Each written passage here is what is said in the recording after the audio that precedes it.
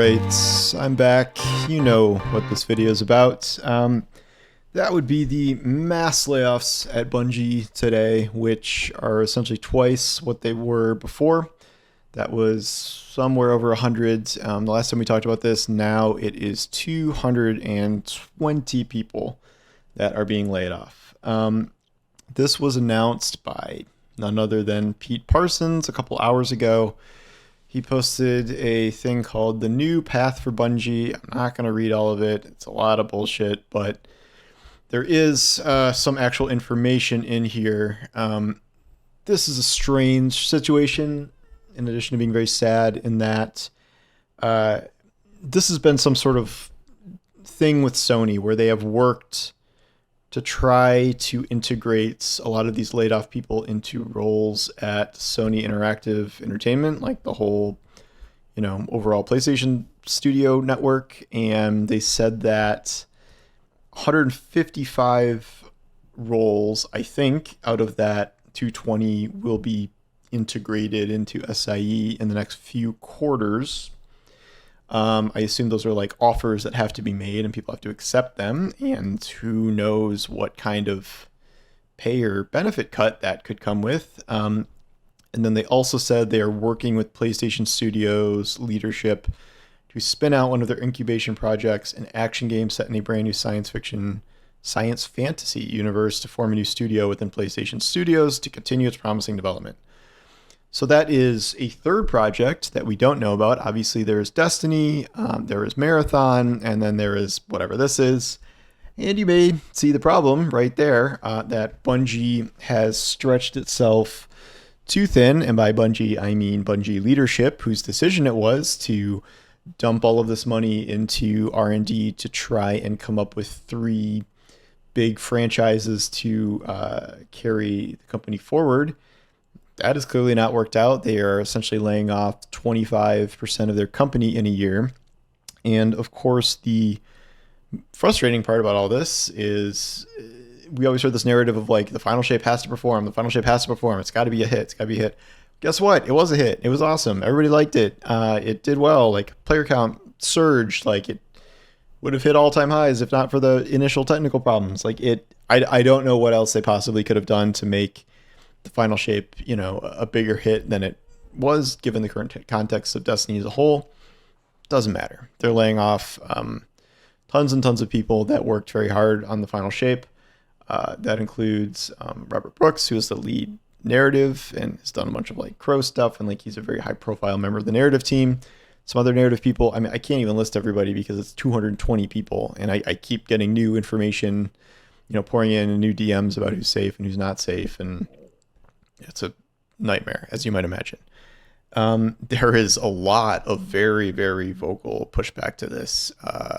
DMG, who now works there again, is pushing back against this very hard. I don't follow like everyone at Bungie, but like everyone is very mad, to say the least, and deservedly so.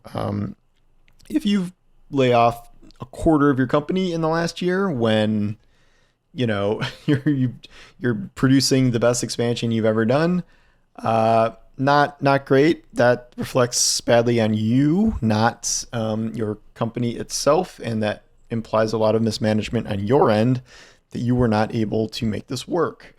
I don't know who in the higher management roles is being gone because of this. I have a lot of questions about Luke Smith and Mark Noseworthy, who were promoted into whatever role, God knows whatever they're doing, as a something having to do with the Destiny franchise, and we've just never seen them again, except for Luke Smith, who showed up that one time. Pete Parsons is not saying he's stepping down. Chris Barrett, who was running Marathon and then was like mysteriously left or was fired or something, and then they never talked about it for 9 months until it was revealed through reporting that the Valorant guy took over. I have no idea. And then I just heard this thing from Jeff Grubb, who's a reliable insider of this kind of thing, that Herman Hulst is effectively running Bungie now, who is the head of SIE now.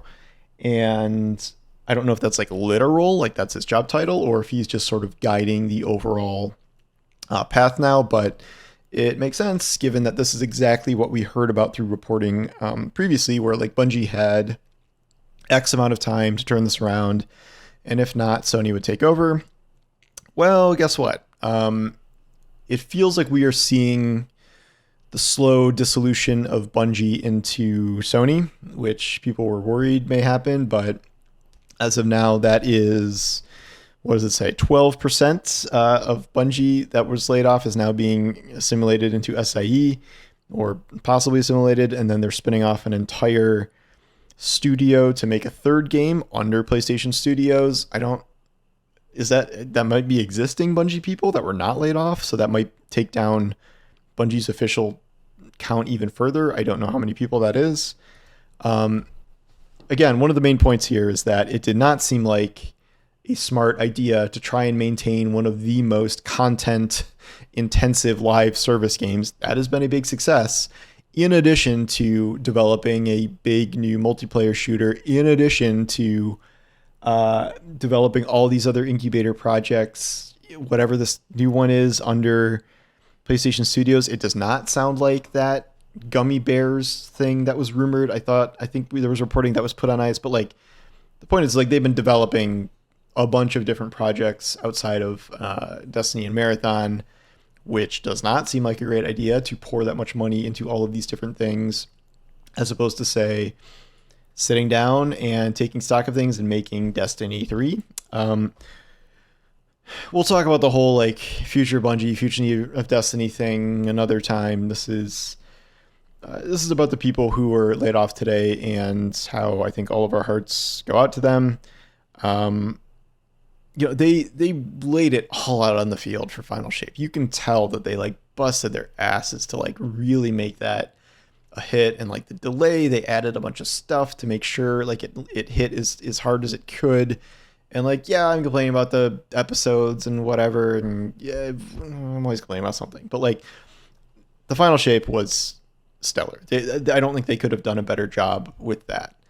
And to see that rewarded by just, nuking these people, like it's terrible. And even if some of them move to Sony, like they deserve better than to be, shuffled off to some other place when they've put so much into Bungie itself, into Destiny or whatever. I assume a lot of these people are from Destiny itself because they still have to release Marathon, and that's allegedly going to happen in 2025.